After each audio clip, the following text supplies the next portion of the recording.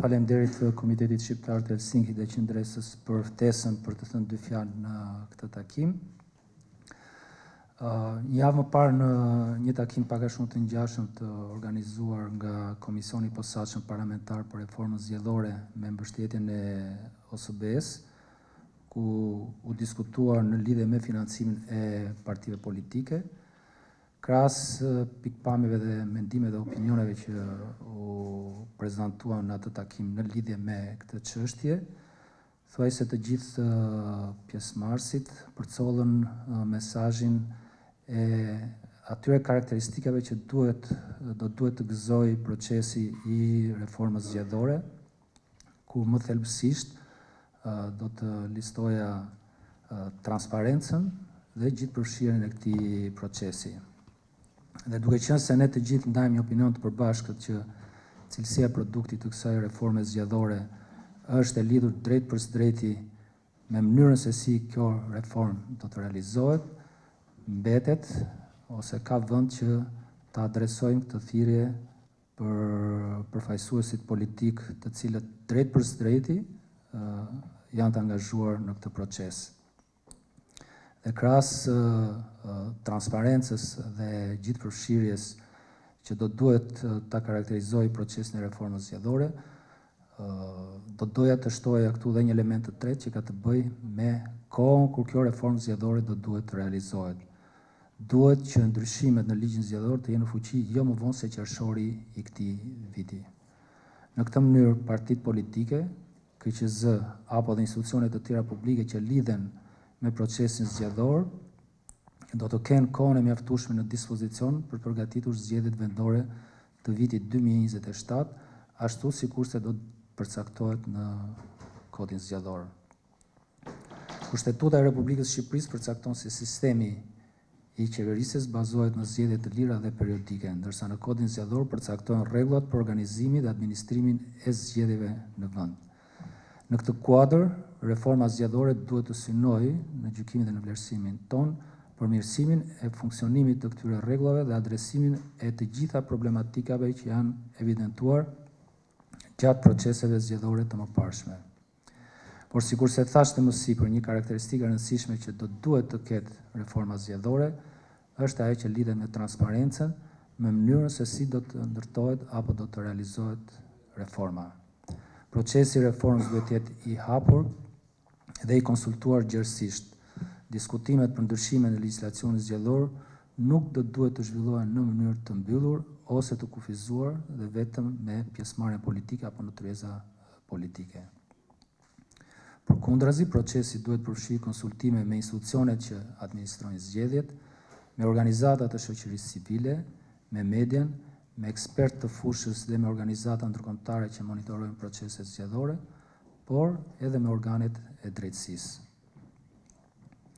Rekomandimet e vazhdueshme të OSBE-UDIR-it kanë theksuar rëndësinë e zhvillimit të reformave zgjedhore përmes një procesi gjithëpërfshirës dhe transparent, të bazuar në një konsultim të gjerë me aktorë institucional dhe politik. Këto rekomandime nënvizojnë gjithashtu nevojën që ndryshimet në legjislacionin zgjedhor të mbështeten në një analizë të vërtetë, reale, të thelluar të problematikave të evidentuara gjatë proceseve zgjedhore, si dhe në praktikat më të mira ndërkombëtare. Një proces i hapur konsultimin ndihmon në identifikimin më të qartë të problematikave që shfaqen gjatë proceseve zgjedhore dhe në hartimin e zgjidhjeve ligjore që janë të qëndrueshme dhe të zbatueshme në praktikë. Transparenca në procesin e reformës është gjithashtu e rëndësishme për rritjen e besimit në ndryshimet që propozohen dhe për të siguruar që reforma të reflektojë interesin publik dhe jo vetëm interesat politike të momentit. Ka shumë çështje të cilat do duhet të adresojë kjo reformë e radhës. Komisioni Qendror i Zgjedhjeve ka bërë publik një listë për rreth 15-16 të tilla, më të rëndësishme, duke filluar nga ato që kanë të bëjnë me mënyrën e organizimit dhe funksionimit të komisioneve të niveleve të dyta, për të vazhduar tek financimi i partive politike dhe i fushatave, si edhe në institucioneve publike në periudhën zgjedhore, çështje që kanë të bëjnë me administrimin apo të themi keq administrimin e aseteve publike, presionin ndaj votuesve e deri tek procedurat që lidhen me mënyrën e votimit dhe nxjerrjen e rezultatit. Qëllimi është që të forcohet integriteti i procesit zgjedhor.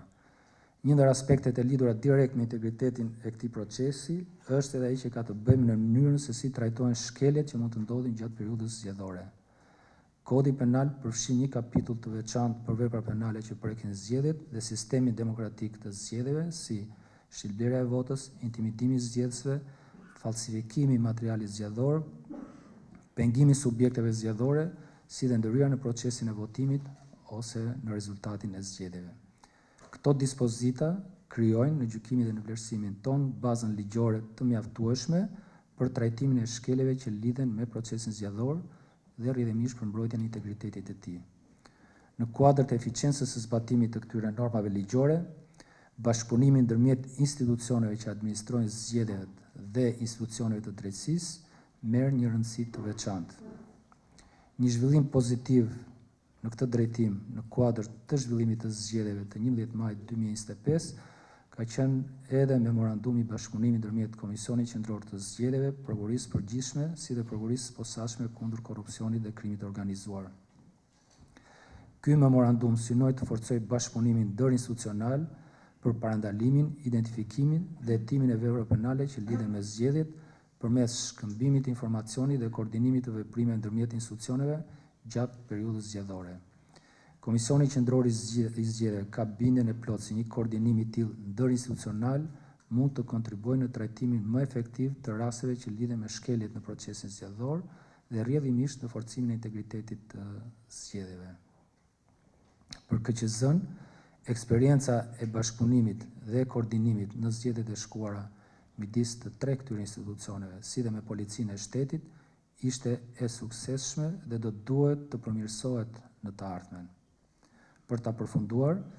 risjell edhe një në vëmendje nevojën që reforma zgjedhore duhet të jetë një proces transparent dhe i konsultuar gjerësisht, ku ndryshimet në legjislacionin zgjedhor